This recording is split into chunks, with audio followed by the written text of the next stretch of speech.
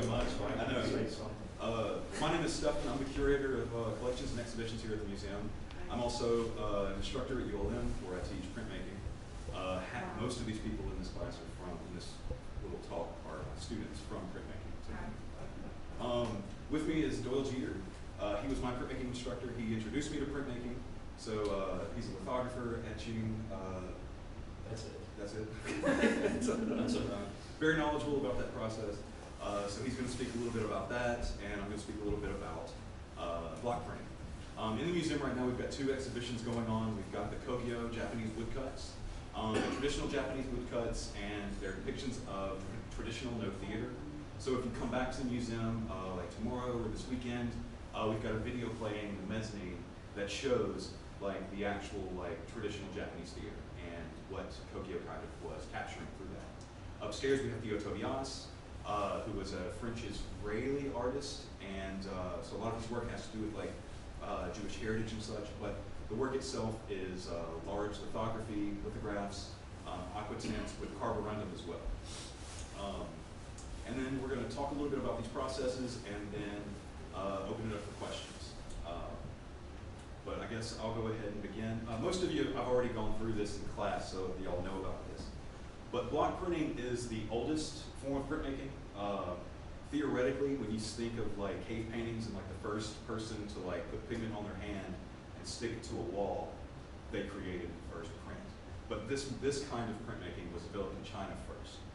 Then it was adopted by the Japanese. And Japanese printing, traditional Japanese woodcut printing, is very different than how we think of printmaking in the modern age. So with Japanese, they use actual like hard woods, and they're very meticulous. There's a very meticulous registration method to get, if you look at these prints, you see how exact and precise they are. With modern ways of printmaking, there's a lot of different materials. So we have linoleum, we have something called MDF, which is just compressed sawdust. A lot of artists still use traditional like wood grain to do it. Also wood engraving would be kind of in this, but then there's also something called resin engraving, which is, it kind of took the place of wood engraving. But the differences between these, and that's something I'm going to talk about, is with Japanese printmaking, as you see with these traditional woodcut prints, they're water-based inks. And they don't use what's called a brayer or a roller. This is what we use in modern printmaking. So you charge this with ink, and you roll it across the surface, and you roll it through a press, or you hand varnish it and make your print. Well, the Japanese, what they do is they meticulously outline every little thing on an individual matrix, individual blocks. So when I say matrix, I mean the surface that you're carving into, like linoleum or something. And what they do is, it's this kind of, they've got this water-based ink that they mix, this pigment that they mix with water in these little jars, and they have these brushes that they brush and add to the surface, and then they take a thick kind of bristle brush and they fade it. That's why when you look at a lot of this, you'll see these subtle gradations of value through it that you're not going to be able to achieve doing this, like doing the traditional, the more modern methods of it.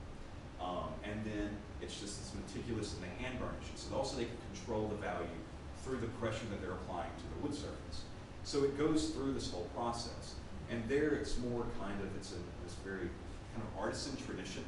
So whereas here in your modern printmaking, it's like you just make prints, you make art. These are kind of a bit more precious. I would think of these, like the Japanese printmaking is kind of like the top tier of relief printing or block printing. But by modern standards, you have very different ways to go about doing it. So the Japanese, with very segmented blocks and the hand burnishing, it's very meticulous and soft. With more modern methods, you can do something like this. So this is a reduction print. So this is someone that used the same matrix, the same block, and printed it multiple times, each time carving away where the color was going to go. So this is using the same matrix over and over and over and taking more and more material away. And it's a lot thicker, and this is an oil-based ink, so it's heavy. But you can see the difference between this has got more of a gloss to it, it's more graphic, it's more bold, whereas the Japanese is more soft.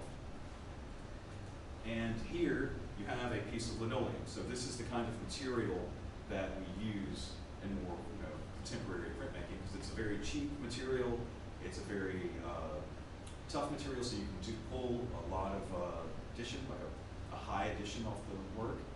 And you can make something like this. So this is the print of this, and this is just one color black on a cream PFK. So get multiple prints of this, but then another way to print multiple colors is just by using the same block over and over again and printing it and offsetting it.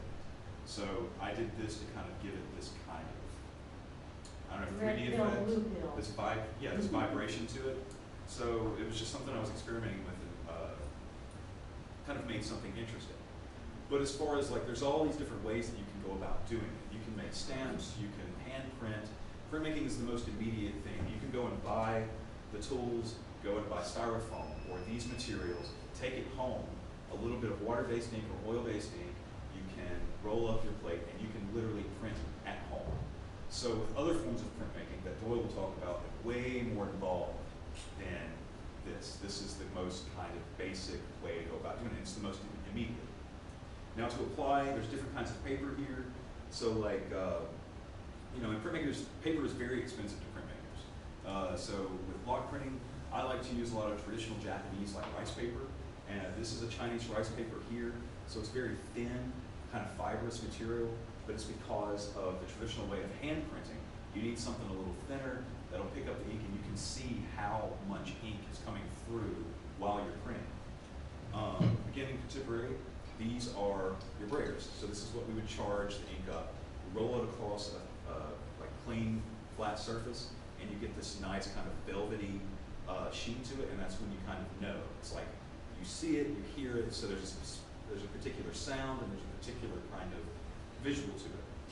And there's different types, so there's this soft rubber brayer, this is a harder rubber brayer that's got this little kind of kickstand on it. And then the tools, the one thing that's very similar between this process and this process are the tools. So traditional Japanese tools are these here. So these are traditional Japanese gouges. They're very sharp. But what you do is you're carving away. So every other art making form is you're adding material. So painting, you're adding material to a canvas. Drawing, you're adding material to paper. With printmaking, it's much more with block printing, it's more like sculpture. You're taking away and you're leaving material there to print with. So you're having to work the opposite. You're having to work with negative space, leaving the positive space to make your imagery.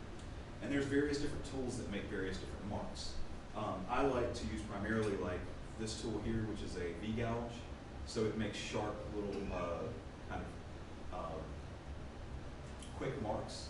And I like it so you can get a lot of detail with that.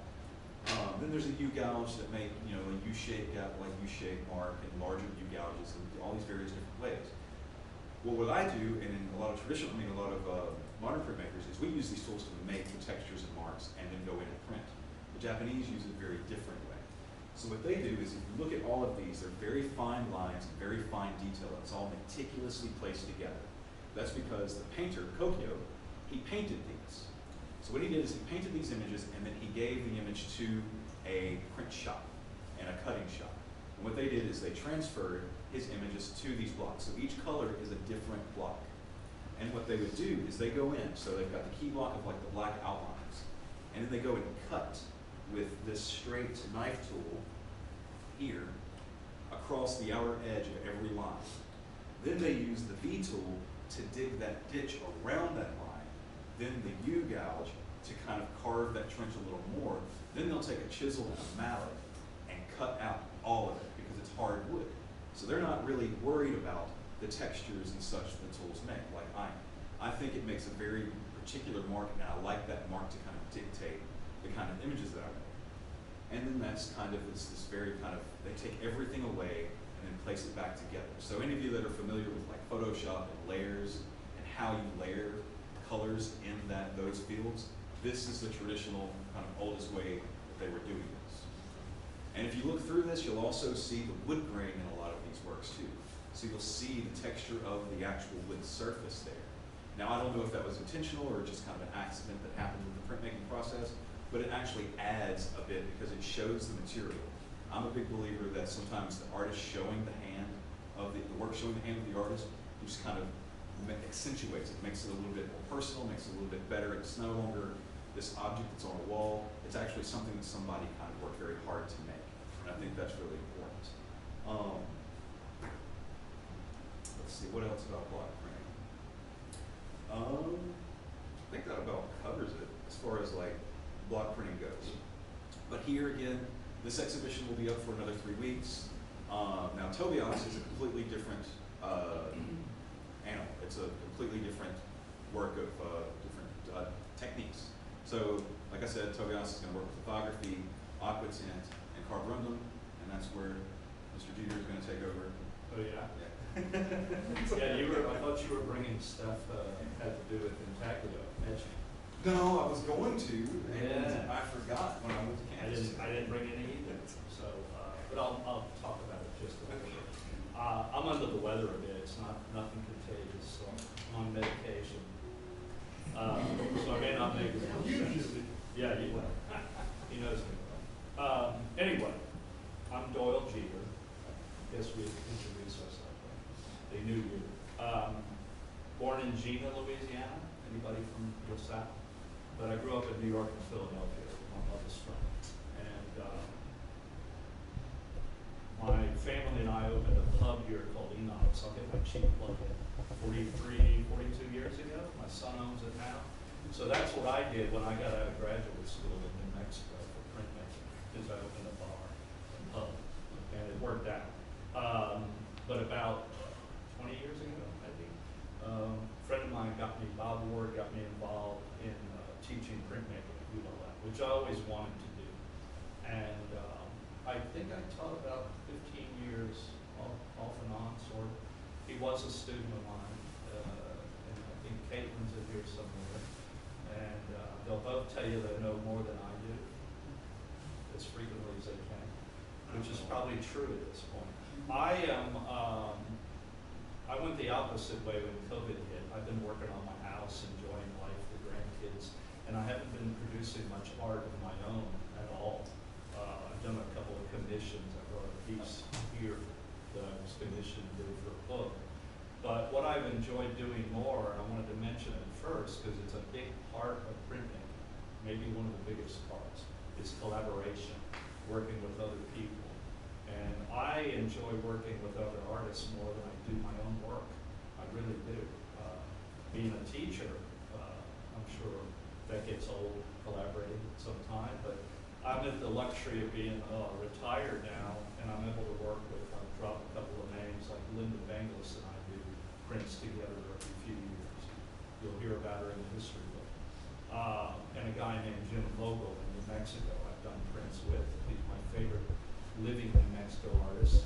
And I've worked with a few other folks. Don Cinconi, some of you may remember Don. I did a limited edition with him. Point being, I'm really enjoying doing that. I brought a few of my pieces. Some of them are old as the hills, or 6 years old in this case. I illustrated a book on John Lennon back in 1960, or 2014, right? That would have been the 50th anniversary of the Beatles coming to America. For you people who, I'm sure you've heard of the Beatles. They were a great group. And anyway, it was for a exhibition at the Grammy Museum of American Art, and the Beatles convention in New York City, and a bunch of other stuff. I could baffle you with BS forever. But that took me a year to complete 14 original stone lithographs, and it really burned me out on the process. It did. So in general, I stopped doing lithos. I'm hoping to get back into it now. Maybe you and I can collaborate on that a little. Yeah. Matter of fact, I hope to come into your class if he'll have me. I've been begging him for years, and come do a demo on litho. We can both brush up that we need it.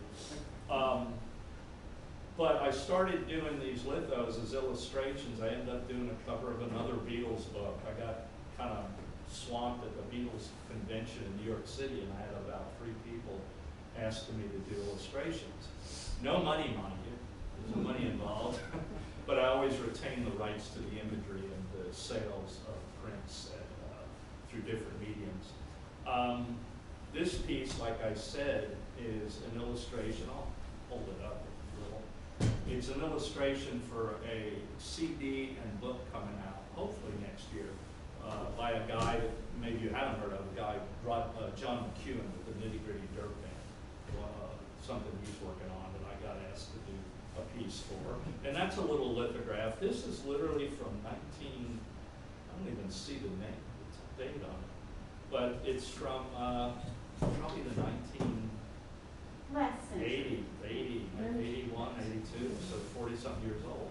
So this is the newest one. I just completed it about 6 months ago. He mentioned block printing, of course. I am no good at it, I'll admit. I take twists and turns and cheat, and sometimes the best pieces come out of doing that very thing, improvising, cheating, if you will. He's a master at it. He really is, and I give him a hard time, but he's a badass block printer. And silkscreen, serigraphy, silkscreen. I think him and I may agree on this, I'm not sure, but we don't like it. We're not good at it, you know. We can do good stuff with it, but there's people out there that blow our minds. Am I speaking for you or not? No, you're fine. Okay, good. And I have taught it at ULM, but I basically latched on to a process called, now I won't be able to think, monotype silkscreen, which is basically painting on a screen, doing a painting and then transferring multiple images, which is a lot of fun. But silkscreen in general it's the only printmaking medium, and I may be talking old school, of the 4 major food groups, if you will: block printing, lithography, intaglio or etching, and silkscreen, serigraphy. Serigraphy is the only medium where the image comes out the same way. It doesn't reverse, okay? In block printing, the image reverses. In intaglio and lithography. This is a dummy copy for the book that the publishers had to see, so the image is not reversed from the stone. So, is that enough of that? Intaglio, very quickly, started basically the concept, if you will, medieval times when they were making armor, and they would engrave into the armor. And at the old festival for people that made armor, where all the stalls trying to sell their wares, somebody got the idea of rubbing charcoal into the lines, put a paper on it, rub it in, or paper, or whatever they had, more likely animal skin. And that way they could display on a rack somewhere the price and, you know, use their cube to charge in a whole bit. But it progressed pretty quickly into a medium to do many copies of religious icons. So even then they were trying to get everybody in on their own religion, you know, whatever they were pushing that day. So on a metal plate, you basically put what's called a ground on the plate, a cover. You use a needle, which is one of these. I did have this, but I use that with lithography. A needle that you barely touch the plate and release, uncover through the ground the plate itself. This is putting it very simply. You put it in an acid bath. I use zinc a lot, so it's what is it? Nitric. Holy gee, I'm rusty. And that eats down into the plate. So a flat plane that has been opened up, if you will, with lines through the ground, the acid eats down into it, hence the word intaglio, to cut into. And then you run it, you put ink on it, much like this, and you run it through a press, and you have a print. And you can print millions of them on plates. Some plates are actually, I won't get too technical, but some plates are actually overlaid with steel, so they last longer. So you can print like 1 million copies of, you know, whatever, the blue dollar or something. U.S. currency. Whatever, yeah, U.S. currency, perfect. Everybody, I forget my spiel that I always did to students. How many people own a print? Well, we all do if you're lucky. Money. So that's etching, very basics. People like Rembrandt is the master to me. Nobody has ever done what he did. Nobody can approach it still, but there's a lot of good people that work in etching, to say the least. A lot of people say these arts, the old ways, are dying. That's BS. They're not. They're having a regrowth and a rebirth all over the planet. Lithography. I guess I know. He said I knew a lot about it. I know enough to be dangerous. The minute you start saying you know everything about lithography or etching in particular, it's going to go bad. Something's going to happen. But this right here is a litho stone, and these stones are made of limestone. Lithograph means to draw on stone, by the way, Greek. The only place in the world you can get these darn stones is in Bavaria, in a town called Solnhofen, near Munich. Bill has been arrested in Munich on several occasions. Did you ever hear of Solnhofen? Never deserved it. Never, of course. Did you ever hear of Solnhofen? No, I don't. And I'm probably pronouncing it wrong. A guy named Sennefelder lived there and discovered that these slabs of limestone, which are naturally almost come in slabs, they have to be farmed, but he discovered that you could actually write on them with a grease substance and treat them with, at first he didn't treat them, but he found out soon enough you treat them with a mixture of gum arabic and nitric acid, more nitric, and you could make it to where they were almost photographic. There are some relations in a way, like you discussed photocopies. And you could print multiples. He really did this because the cost of copper, which he was using to make etchings, or dry point, which is a way of cutting into the plates without acid, it was costly. Even then, copper cost a lot. And he was making music scores, plays for people to read, the scripts, et cetera, et cetera. So lithography was discovered just kind of by accident, if you will. It soon went from Germany, it went to England originally, spread into Italy, to Ireland, France, of course, the great French printmaking salons, and it came over to the U.S., of course, the colonies, America. Wouldn't have been, actually it's past the colonies. This would have been probably 1798 they heard of it here, but in 1812 or so is when it started to be looked at as a commercial medium, and they started making like graduate certificates, marriage certificates, all kind of neat stuff like that. A company called Currier and Ives came into existence not too long after that. But as artists do, they saw a medium that they could latch onto and create fine art with. And so early, you guys are taking history class, I assume. I'm sure this guy throws names at you in every class. But an early artist who really, we could go earlier than this, I know, but an artist that kind of set the standard was Manet. And Manet turned on Monet, and Cézanne got turned on, Van Gogh got turned on, and all these people started doing lithographs, all the French Impressionists. Toulouse-Lautrec, have you guys seen the giant posters from the Moulin Rouge? Those are lithographs on stones that are as big as this table and more. So that's kind of a real quick history of lithography. Every major artist that I know of, and artists that you learn about in art history, have done lithographs. And I mean people like Picasso, of course, Dali, moving further ahead, Andy Warhol. Before that, I'm sorry, I skipped the greatest painter that ever lived or ever walked the earth, Jackson Pollock. Do you agree with that? You don't have to. But Jackson Pollock did lithographs. de Kooning.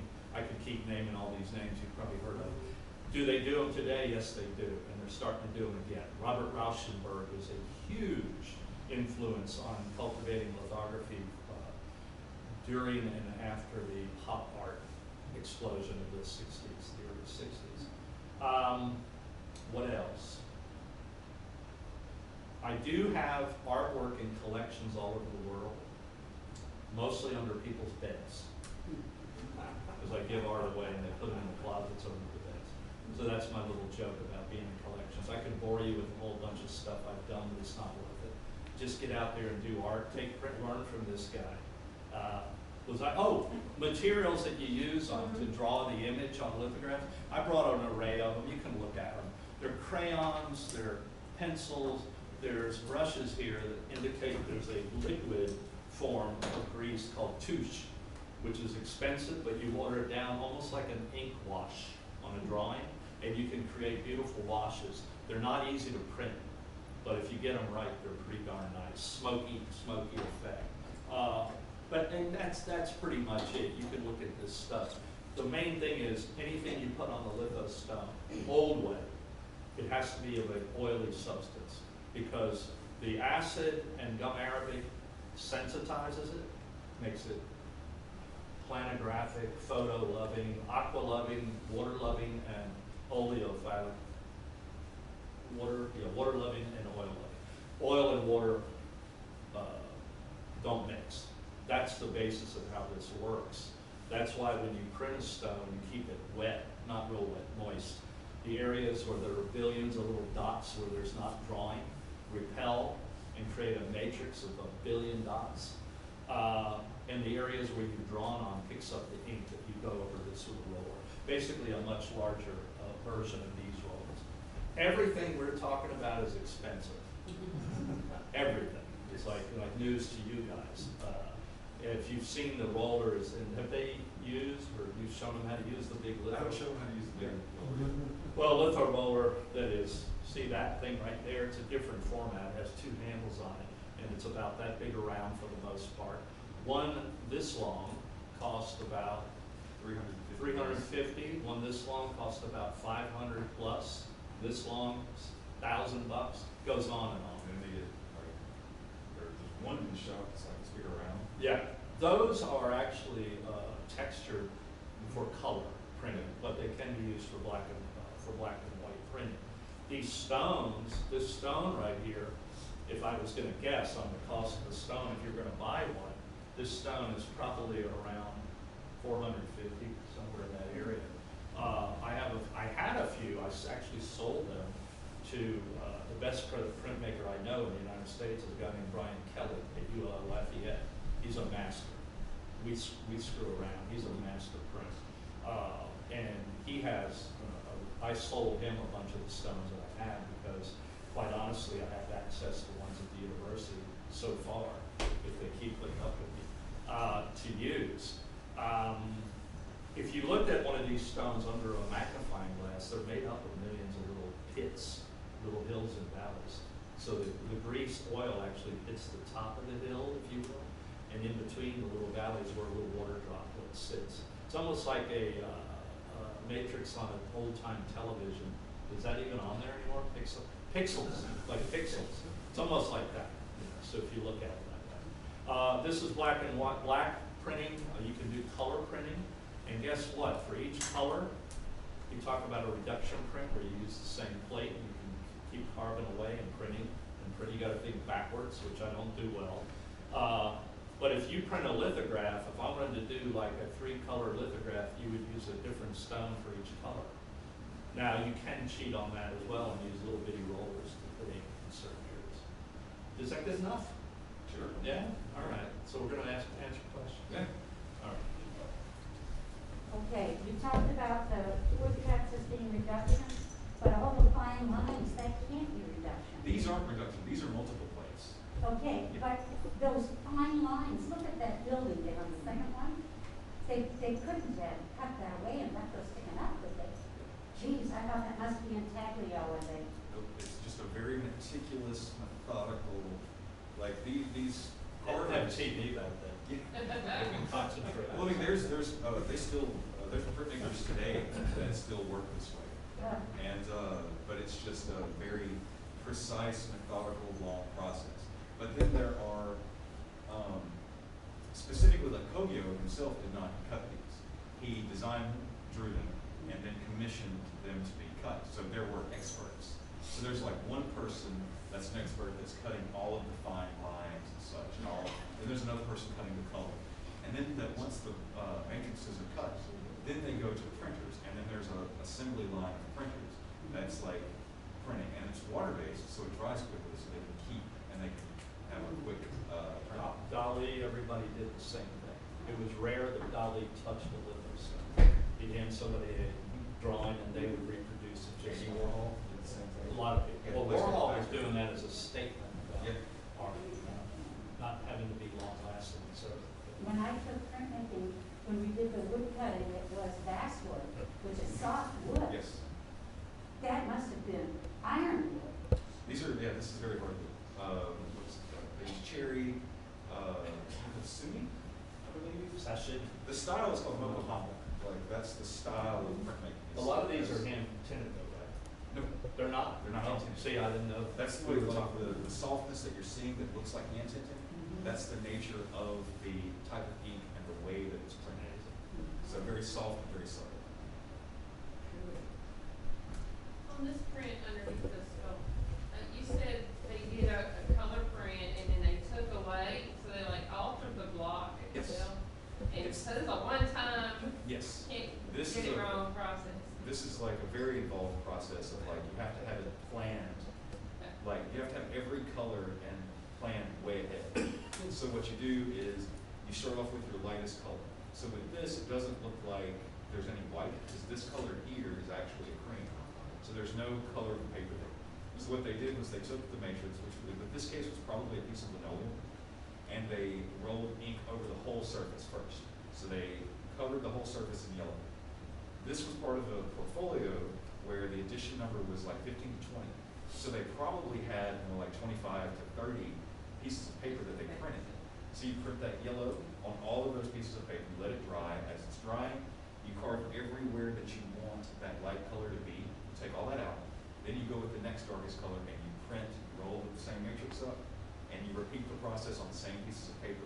And then it's the same process of cutting meticulously away. So very involved. We do a lot of that work up here. Yes, but like the multiple blocks, it just it's easier. Now it's a little, transferring the image to each block, making sure the registration's correct and all of that can be a bit of a hassle, but you're having to do the same thing with here, is make sure your registration is straight. Very involved process. And you It'll throw be a away very half of- limited edition, Well, I mean, if you think ahead and you know what you're doing, you Right. can make, but you You know. can't go back and say, But- oh, make me some more. yeah, you always make, oh yeah, you can't go back to that. You have a very, once it's like a lithograph, because with a lithostone, once you want to reuse the stone, you have to take what's called a levigator and literally grind that etch, that surface etch away. I didn't throw that part. Yeah, so That was my other that's question. it. Like, that's all. Like, once. However, there are lithostones that haven't been ground. And you can grind, if you're good at it, you can use a levigator. When this stuff is a round piece of flat metal with a handle, and you levigate to grind it down to a beautiful surface. That's what turned me on to printmaking when I was younger than you guys probably, is using a pencil and drawing on one of these stones. There's nothing like it. I tell people it's like an air hockey game. I think they still have those where all the air and it slides. It's nothing like it. But there's a lot of stones. When I was in grad school in New Mexico, we found a lithostone that a place called Tamarind Institute of Lithography in Albuquerque is the mecca for lithography. They had given to art department at New Mexico Highlands, and it was French market peaches. It was two stones, two colors. They had not been printed since 1868, but the image was still on there. We were able to retreat the stone with nitric acid, gum arabic, really baby it, and we were actually able to get about an edition of 20 prints off of it before it started going away. And there's reason behind that because of natural grease in the air, et cetera, over the years. By the way, I'm putting my hand on here, but there is a cover. You don't want to touch these stones because if you sneeze while you're working, you're not doing well. I print like white spots. really I must nice use effect. another word. It might be an artistic technique. You can do that. I'm sure it's been done. People have, I won't lie to you, there's a material called mutton tallow, which is basically an oil-based, it's tallow, mutton fat, and you put it on what's called a tip, and when you run this through a press, the grease causes it to flow smoothly. We didn't talk about presses because we're limited on time, but you can't work on lithos at home other than execute the image. You have to have a printing press. And there's, in the printmaking room, there's 3 of them, closest to the door. Those are litho presses. Same design, it was designed in 1812 or so by Stefan. But, what was I saying? Oh, so people have actually taken a brayer and kind of braid their rear end with mutton tallow and sat on the stone. You have a rear end on there. Yoko Ono did that actually. Oh my Yeah, if you know who that is, you may not. You do? Anyway, I interrupted. God. But Well, you can use the stones, if you're good at it, it only takes off like maybe a 1/16 of an inch at the very most, a 30-second. So you could use this for 100